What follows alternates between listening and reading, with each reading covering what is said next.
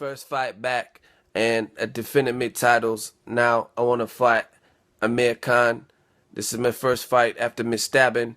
I feel it'll pack out Wembley. Chocolate right hand brownie. I got a brownie waiting. What up, Fight World? It's your boy Ego, and I'm back with some more boxing. You guys heard my impression, Kell Brook, the chocolate brownie, and no time to waste. Let's get right into it. You see the title of this video, Amir Khan versus Kell Brook. This is my opinion, Ego's thoughts. This is a fight that absolutely, unequivocally needs to happen. It just makes too much sense for it not to happen. Before, Amir Khan had a bit of a scapegoat. He could say, oh, who has Kell Brook fought? Sinchenko, Big Whoopie, Paulie Malignaggi beat him. Who has he beat at the time? Carson, Jones, and he struggled with him in the first fight, and then he came back and beat him fair and square. That's not really impressive. However, oh, how the times have changed. Kell Brook is now a champion. When you become a champion with a legit respected belt, the IBF belt, it's not like a trinket. It's not like a belt they just made up for Shawn Porter versus Kell Brook. Kell Brook versus Shawn Porter, he actually took that belt off Shawn Porter, who lifted the belt off of Devin Alexander, who was a fighter who got the belt and had title defenses. He defended against Randall Bailey, if I'm not mistaken, and Devin Alexander has a solid resume as well. So, I mean, there's really no excuse for this fight not to happen. Eddie Hearn, Kell Brook, they called him out at the end of their fight. They beat the shit out of JoJo Dan, or not they, but Kell Brook did. And, I mean, it was to be expected. I think, like I said in my post-fight video, I really think it was to get his feet wet, dealing with an injury, coming back. You know what I'm saying? You never really know. It's a rocky road, and you want to see how you're going to look and feel. Because being in the gym and sparring versus being in the actual fight, two different things. But I think that's why they were eager to enforce their mandatory. JoJo Dan, not much of a big puncher. So there wasn't really much danger. You know what I'm saying? I really didn't see the skills to beat Kell Brook, like in terms of just a pure boxer or anything that JoJo Dan would present. So Kell Brook did what he had to do. Now Amir Khan is the fight that needs to happen. Another reason it needs to happen, it's a money fight. This is a big money fight for the UK. The people in the States would tune in. I mean, I'm one of them. I live in the States. Shout out to the UK. I used to live there. And the thing I will say about the UK is they get behind their man. I mean, to this day, I haven't seen many fans travel around the world, spent, you know what I mean? It costs thousands of dollars to get tickets, for like a round trip ticket from the UK to Las Vegas and things like that. And they really rode for Ricky Hatton. Like they brought bands and instruments. I don't know.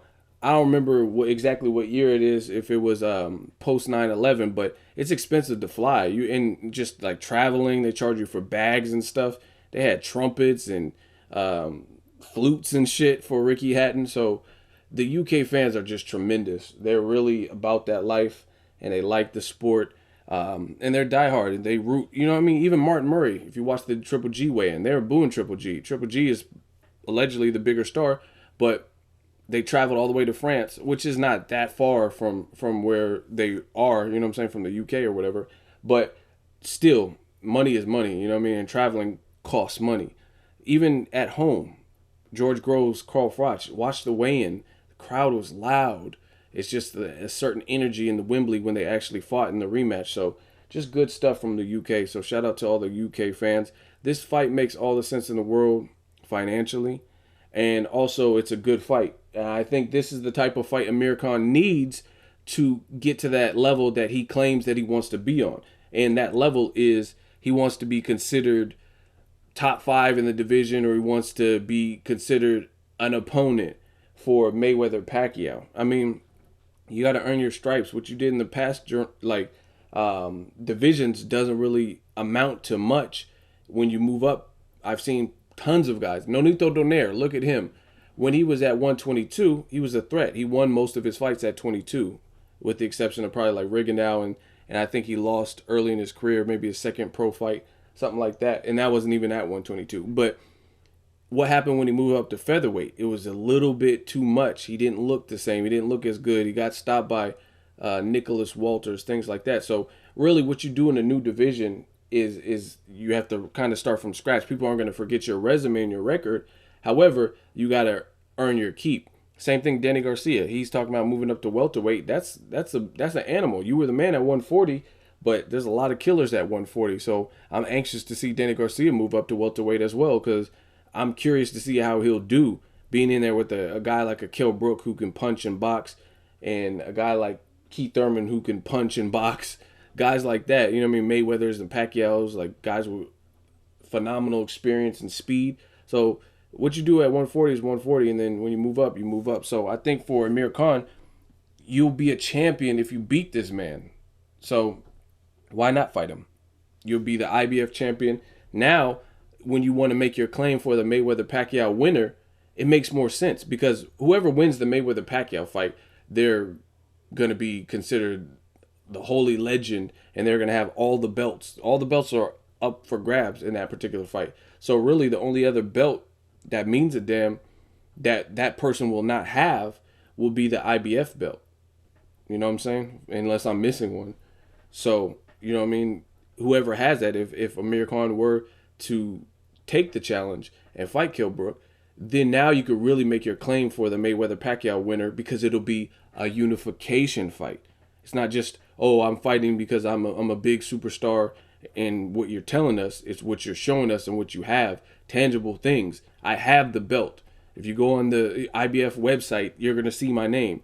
It's going to show me in the title holder picture. So I think it's a great fight. Stylistically, I think both guys have an opportunity to win. Amir Khan's been looking real good. But the thing is, for me personally, ego, I want to see Amir Khan. He's looked phenomenal against boxers, people who are coming with the MO of a boxer, people who they weren't really known for power.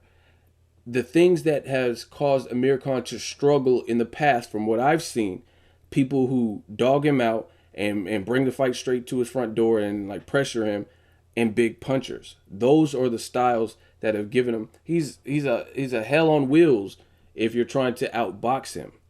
But if you could rough him up, back him up, get in on the inside where he's not that strong of an inside fighter, that's what's challenging for Amir Khan. And Kell Brook's a big boy, and he has a big punch. So, and he's a good boxer. So I'll be anxious to see if he can set that up. Plus, I want to see Kell Brook in there with someone with the speed and experience of an Amir Khan. Because, I mean, even in the Jojo Dan fight, he was fighting sloppy, and I was wondering, like, is Kell Brook going to gas himself out?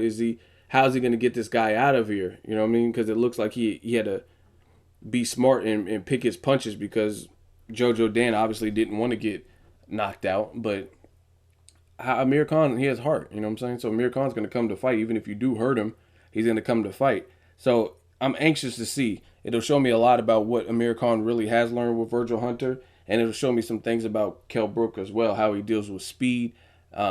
Maybe even like cuts. You know what I mean? Amir Khan throws a lot of punches, and he throws them fast. So that constant leather on your face could cut you up. So he got cut in the Sean Porter fight, but what if he gets cut again? What if it's a worse cut? How is he going to respond to that? So this is a very telling fight, on top of making business sense, because I'm realist. I'm a realist.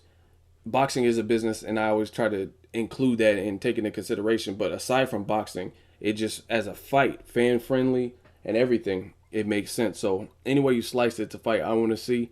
Drop me a comment. Let me know what you guys think. Kell Brook, Amir Khan. Do you love it? Do you hate it? Why? Why not? Who wins? Drop me a comment. Let me know what you guys think.